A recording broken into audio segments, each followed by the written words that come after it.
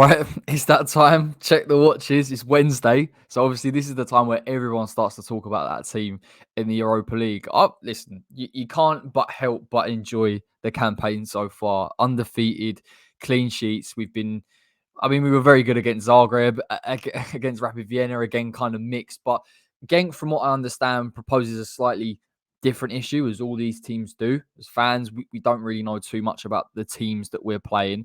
But from what I hear and from the Euro expert, they're a high press team. And so, again, that presents West Ham with some issues. And we know that we've struggled a little bit defensively against high press sides. But let's talk about the team that I would have against Genk. And before I get into that, of course, if you do enjoy this type of content, drop a like on the video, subscribe to the West Ham Way, check out the Patreon, check out the website. But more importantly, put your team in the comment section. I want to hear what you guys have got to say about this game. So let's start in goal. No surprises for me. Areola.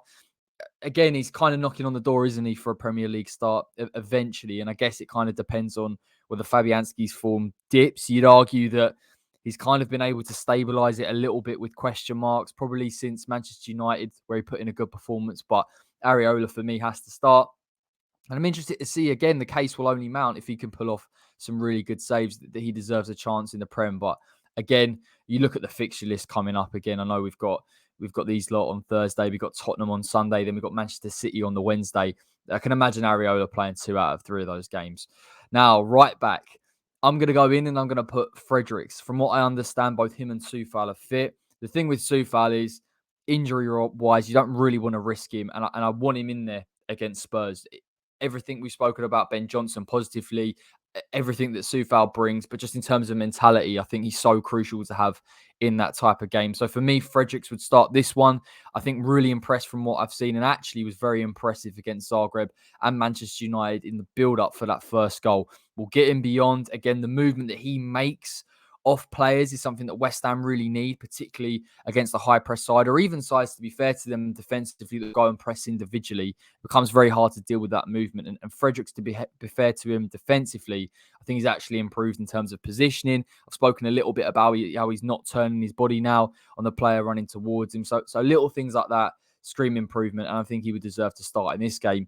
The centre-backs, Dawson and Diop. Now, Dawson actually did look all right, to be fair to him, against Everton when he came on, albeit for 10 minutes. And again, he looked very good against Rapid Vienna, was solid in terms of winning the ball. And I think both him and Diop, to be fair to them, whilst they've had criticisms in when they're being aggressive and when they're sitting off, got it spot on in recent games. So no reason for them not to start. Really interested to see Issa Diop. I think he really hasn't put a foot wrong, to be honest, when he's played in the Europa League or he's played in the cup competitions.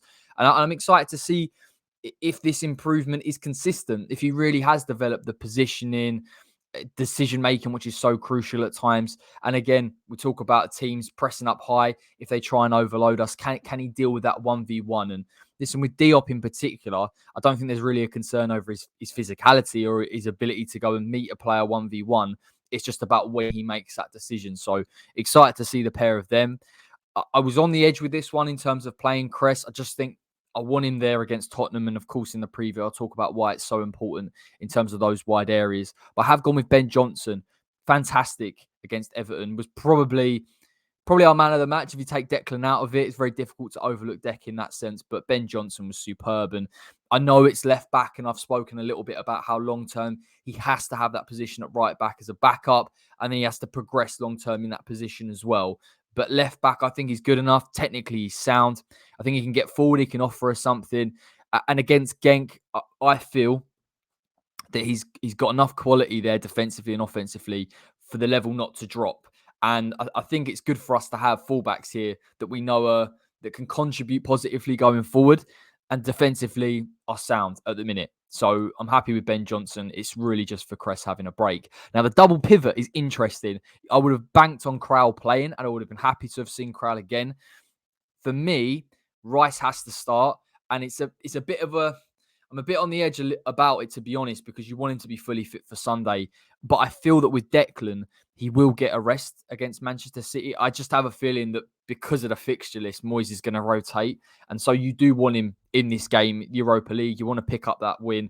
And he's fantastic. And I also think as well, when we approach these fixtures, you want to be very careful to not tinker with it too much. I think it might benefit West Ham having quite a stable backup 11 that we've seen in the Europa League so far.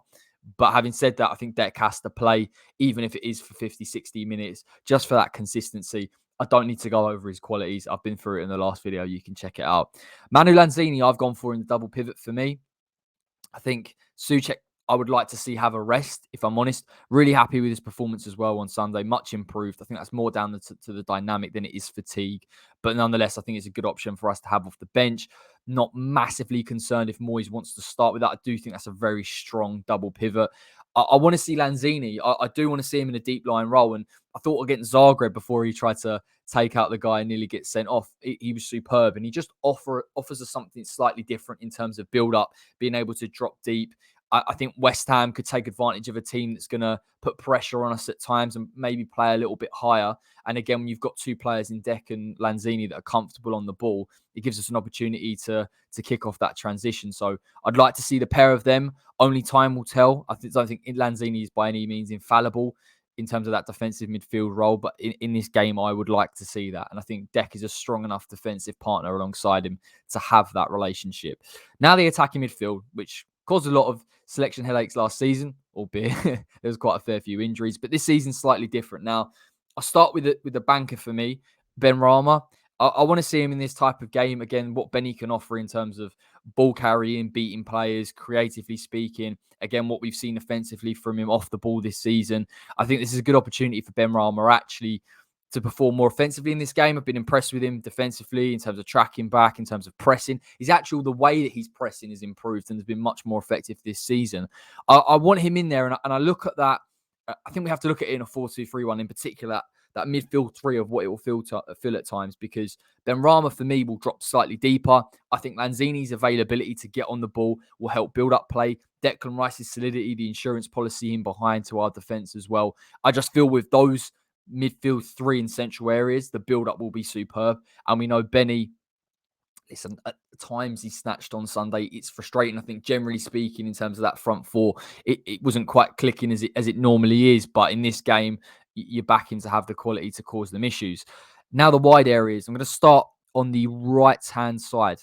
I'm going to start on the left-hand side even. I'm going to start with Vlasic on the left.